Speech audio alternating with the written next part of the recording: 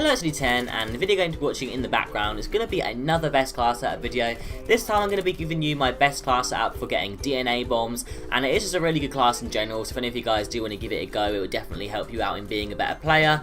It works for me anyway, so I'm pretty sure it will work for you guys. So as you can see, the gun is the HBRa3.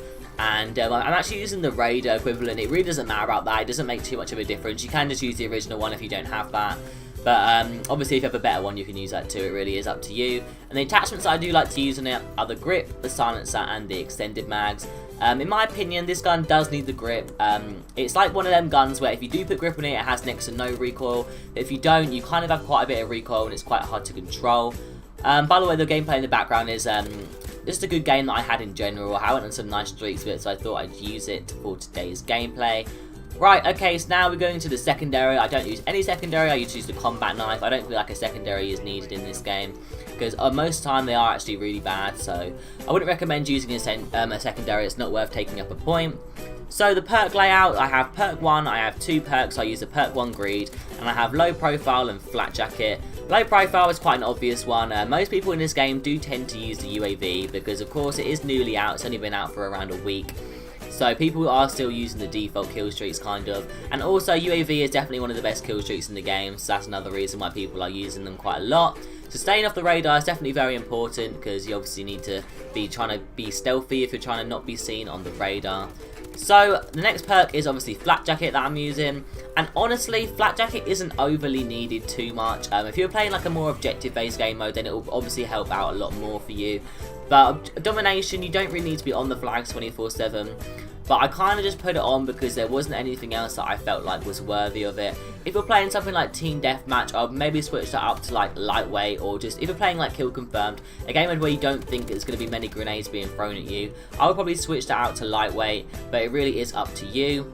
Of course, in my second perk I have the peripherals, and that one is kind of self-explanatory as well. There really isn't too many good perks in the second perk layout, and also peripherals does seem to help me because a lot of the time I do spend in the game is actually looking at my radar, looking for where these enemies are going to be coming from, and that's definitely a great tip. Like if any of you guys are new, chances are you don't look at the radar too much, but honestly that's one of the most key points in playing Call of Duty is the radar.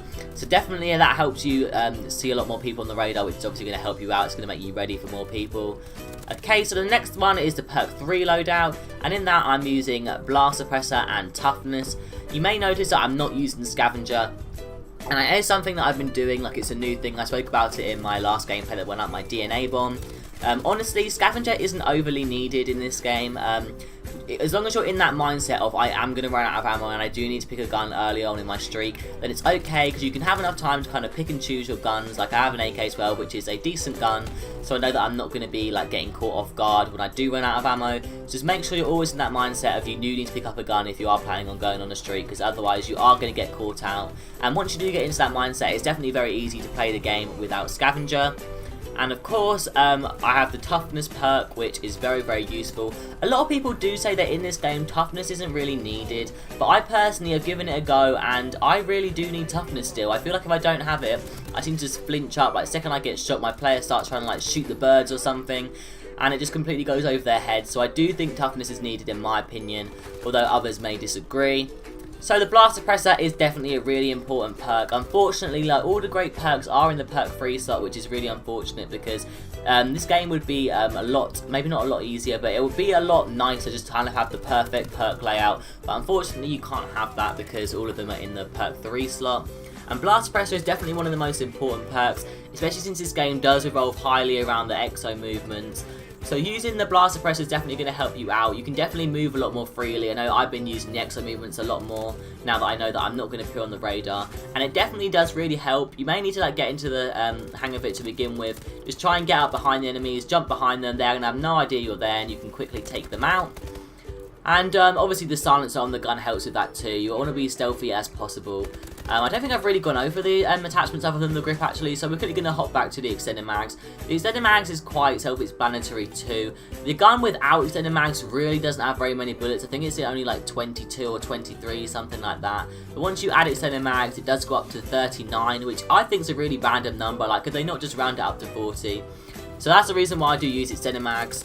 So now we've gone over the whole class pretty much, we've got to go on to the kill streak, and I only use one kill streak now. I was previously using the system hack, but I've decided that it isn't really worth the points, the extra points, and I think getting a UAV more often will be more beneficial. So I do just use the UAV, and I have one upgrade on the UAV, and that's the first one. I think it's a speed, it's called, where like the UAV scans a bit quicker. And I think that's really helpful, so it definitely help you like get up on your streaks, because of course it is just a non-lethal kill streak, and it is a very helpful one because it helps you pinpoint enemies on the radar. However, you can't rely on your radar too much in this game, because people do tend to use a low profile perk quite a lot, because obviously it's in quite a lot of best class out of videos, and it is a really good perk. So always make sure you kind of keep aware. I know that that's a problem that I face quite a lot. I'll tend to die on my streaks because someone will be behind me when I have my UAV up because they have the low profile perk on. So yeah, that's pretty much everything I've gone over in today's video. I hope you guys do enjoy using this class. Let me know how you get on if you do give it a go. And if you guys have enjoyed the video, make sure to leave a like, comment and subscribe. And I'll see you guys later. Bye.